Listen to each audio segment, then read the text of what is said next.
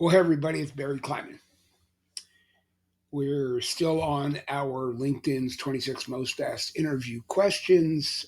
Today, I believe, is number 10. Um, Tell me about your most challenging project. Little recap, real quickly. Yesterday, I left, I should say, well, it was yesterday, but in the previous video we did, I finished it with a comment that's my story, and I'm sticking to it. And I also mentioned in that video, you should maybe go watch it again. I mean, there's a lot in all of these that I think could be helpful to everybody. That's why we're doing them. Um, that's my story, and I'm sticking to it. And I talked about more about being able to bring context to your answer with a story. I got people who said, "Thank you so much." I got people who pushed back and said, "I don't have stories, and I don't know how to tell stories, and whatever." You can go about this obviously any way you want. Today's question is another, I don't know, slippery one, nebulous. Certainly, I'm going to talk to you a little bit about quantifying the question a little bit more, but I want you to understand that uh, we all have stories, every single one of us. Um, your ability to tell stories, and they don't have to be big, long yarns, but your ability to tell stories will help you put your realities into the world, into the interview, into the people listening to you, um, in a more powerful and a more tangible way. In the programs we teach, in the new upcoming book, Successful Interviewing, we dedicate a lot of time to crafting stories. This particular series of videos is not about that, but I want to make sure that I at least impress upon anybody who's listening enough that all of this, all 26 questions, and frankly, any you'll ever get, are more easily, effectively answered in some sort of story form. Little, what do they call that? Open the kimono. One of the things I talk about, pardon me, in all my private consultations, and if you think this makes sense, write it down, is to before you go out on an interview, grab your resume and write down a little story or a couple keywords about any single thing that you could take that experience and tell a story about. Could be a small story, could be something horrible that happened, could be something funny that happened, could be the best thing that happened. One of the things about stories is they can help you again get people from where they are and their understanding about you to where you'd like them to be. Um, can't remember the gentleman's name. He was a movie director, French, Jean Luc Godard or something. He says sometimes reality is too complex. Stories give it form. Eloquent. So um, I want you to understand this. And an easy way to practice it is, like I said, go grab your resume.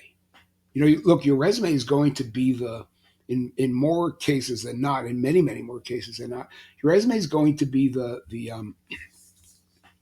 syllabus for the person interviewing you. They're going to look at something on your resume and say, what'd you do here? Tell me about a time there. Or, oh, did you know so and so over at this company or whatever? So if you were to go through your resume and think about how you would tell a story about every single line item. It could be where you went to school. It could be time you volunteered at a local nonprofit. It could be when you played sports at a school, and certainly parts of your job, um, be able to tell a story about it. People say, I've done a lot of work in my life with CPA types. And I say, well, accounting is boring. It's boring if you want it to be.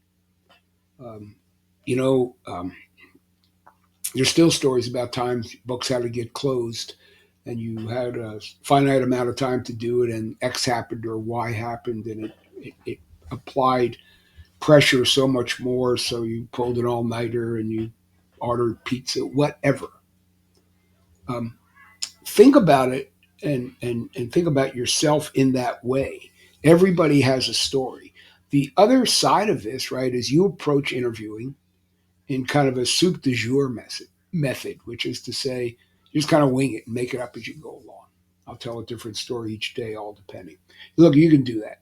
I don't think it's strategically the greatest thing you can do because now you are literally, I believe, minimizing yourself and your time and your brand and just kind of sit there and hope that you're telling the right story to the right person at the right time. Whereas, again, if you can put it into words, um, what did somebody else say? Stories are memory aids. They're instruction manuals. They're moral compasses. Can't remember who said that, but it can't impress upon you enough. But start now, right? Like go grab your resume and start to think about stories you would tell about every line item. Again, we get into this way deeper, but just a little bit of I don't know, inside baseball, whatever the heck you want to call it. So, like with today's question, you know, um, I forgot it. Describe your most challenging project. Man, I mean, I told you earlier, the best interviews are conversations, not interrogations. So, and the way to have a conversation is to see if you can get context to a question. For me, the most challenging project I ever had was being a dad. Um, it was a pretty hard job I had being the head coach of the El Cerrito girls varsity basketball team. Came in late in the season, late in the going, and had to put together a cohesive unit. And I was pretty unpopular at the time, but I was new. Girls were angry, not at me, but angry. That was a challenging project. Maybe somebody doesn't care about my personal life or my work life, or I should say, or my, my avocation. That's fine too. I'd like to find out up front. I'd say, tell me, do you mean personally? Do you mean professionally? Do you mean avocationally? Um, professionally, I think the hardest project I ever, got involved with or had to, my most challenging project was resurrecting myself and my business from the ashes of the 2001 dot bomb demise of Silicon Valley and the first iteration of dot com turned dot bomb. My business went broke. I went broke. I didn't make any money for a couple of years, actually. Literally, our financial life was in huge jeopardy. Managing my way through that was really difficult. I had to learn a whole new set of skills. I had to be willing to learn a whole new set of skills as opposed to sit there and just pissed off. There's a lot of different stories you can tell, but getting context allows you and the interviewer to connect. And I said this again yesterday. If you could walk out of every interview with some sort of connection with the person that you're meeting, a real connection, a meaningful connection, there's something that the two of you just meshed. You may still not get the job, but I can promise you that that connection is worth 10x the time you just spent. Because that person, more often than not, and this has been my life, so you can decide whether it makes sense to you or not, but those connections are what we're all hoping we can grab in life. LinkedIn is this cool tool where there's 800 million people on LinkedIn. I wonder if you could hear that crow outside.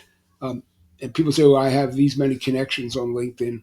Connections are not cyber, right? Connections are very analog. They're me to you. So if you can walk out of that interview with a connection, I I would tell you that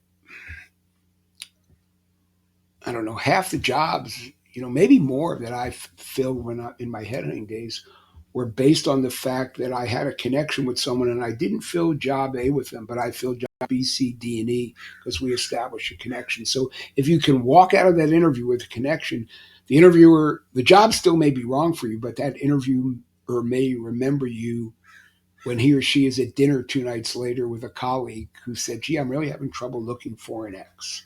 So with your stories and with your authenticity and with your ability to again connect with people, have conversations, you're just going to be better off. And of course, they need to be rooted in authenticity. So with this question, again, I would say, what is the most challenging project you've had?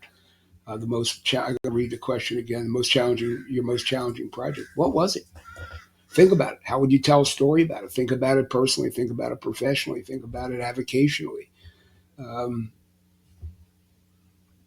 and tell your story. That's the way to connect with people. The people who don't want to hear your story, guess what? They don't want to hear your story, period.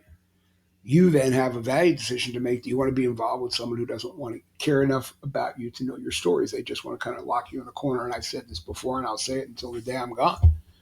So that's my story again, and I'm sticking to it. I hope this is helpful to you. There's no one right answer to this question. I think that's why it was viewed 180,000 times.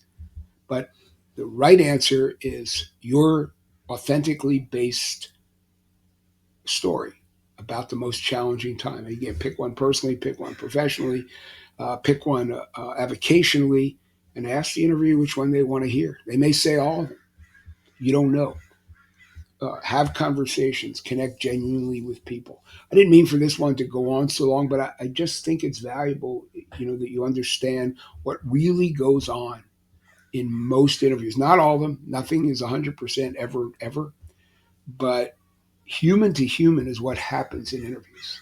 So that's the connection you're ultimately looking to make, regardless of what the question is.